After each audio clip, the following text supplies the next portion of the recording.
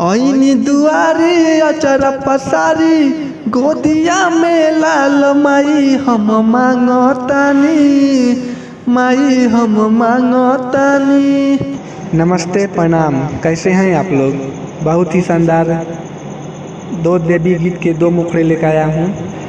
बाजिन के दुख माई सोहतानी, एही से रउआ से कहतानी। बाजिन के दुख माई सोहतानी, एही से रउआ से कहतानी।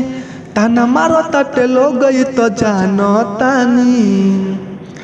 ऐनी दुआरी अचर पसारी गोदिया में लाल माई हम मांगतानी, माई हम मांगतानी।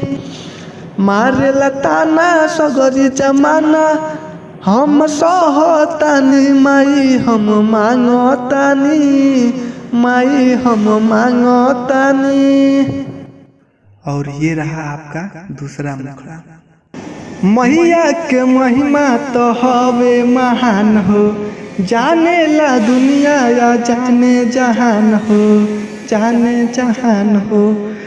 मैया के महिमा तो हवे महान हो, जाने ला दुनिया या जाने जहान हो।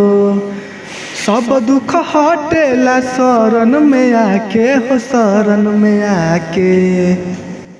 लाल चुनरी माई के चढ़ा के, लाल चुनरी माई के चढ़ा के।